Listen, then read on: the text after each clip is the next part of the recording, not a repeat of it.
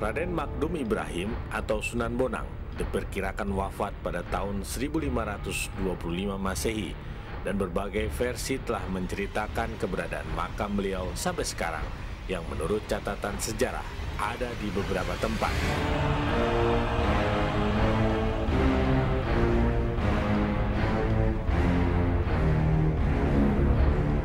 Kalau legenda wafatnya Sunan Bonang itu, beliau wafatnya pada tahun 1525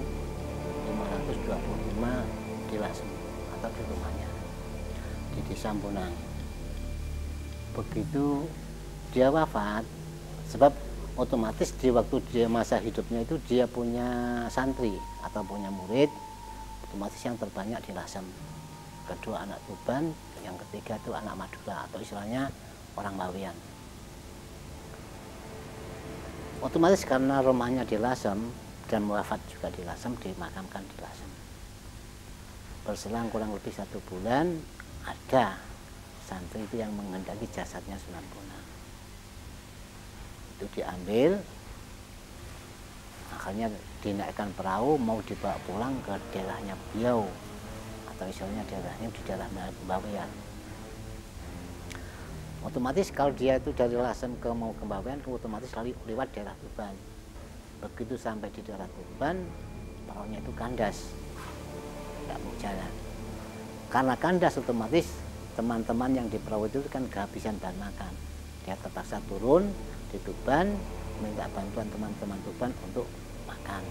Sunan Bonang itu kan putra Tuban, sebab ibunya kan orang Tuban dan dilahirkan di Tuban. Kira-kira tidak mau kamu ajak ke sana. Berdasarkan musyawarah kalau tadi, akhirnya teman yang mengambil itu menyadari, akhirnya diturunkan di Tuban, dimakamkan di Tuban. Terus akhirnya kafannya, kainnya itu diberikan teman tadi itu, dimakamkan di daerahnya. Sampai sekarang akhirnya makam Sunan Bonang itu ada 3 di Lasem, di Tuban, dan di Bawean. Sunan Bonang itu memang ini dulu itu tidak ketemu namanya. Setelah ada kunjungan kiai-kiai dari Madura, itu ulama besar itu barisan ulama silaturahmi Madura, itu asalnya ulama-ulama yang dari Madura itu mau keliling wali-wali yang ada di Bawean. Ternyata di sini ada kuburan yang katanya tertua.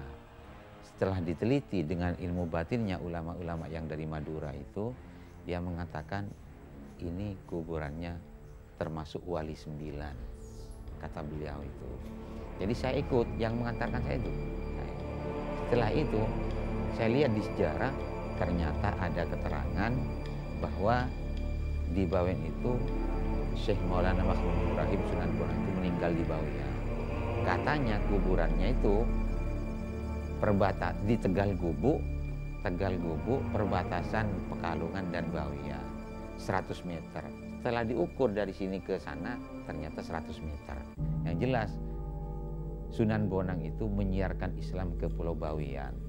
Setelah muridnya banyak di Gresik, di Madura, di Tuban, menyiarkan ke Pulau Bawean, sampai ajalnya meninggal di Pulau Bawean.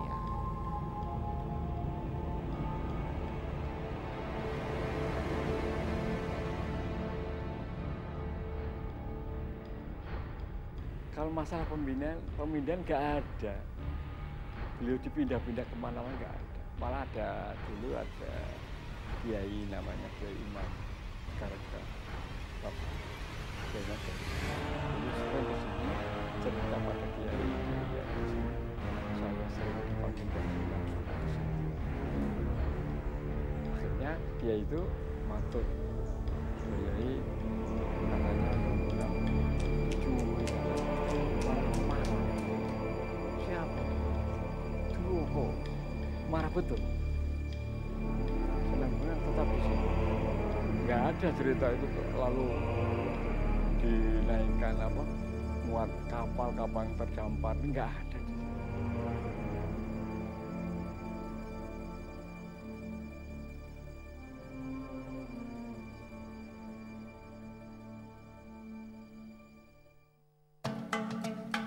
Seperti halnya Wali Songo yang lain, Sunan Bonang setelah wafat pun meninggalkan ajaran keislaman seperti ilmu tauhid.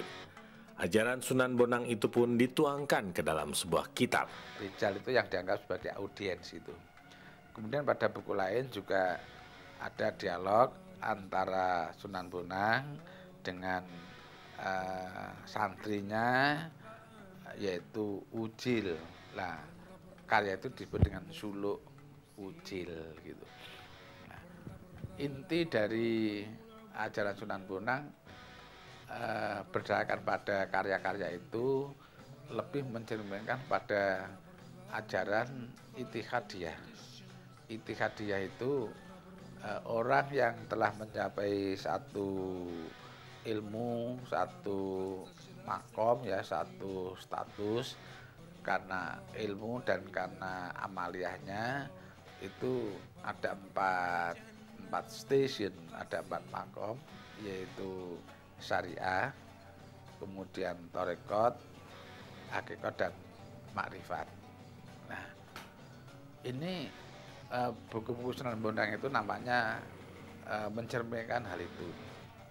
Kalau peninggalan pusaka-pusaka itu nggak ada, hanya benda-benda itu.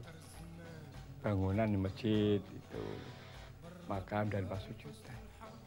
Ada cerita lagi itu, di sebelah utara pasujudan itu ada gunung dinamakan Gunung Batu Layar.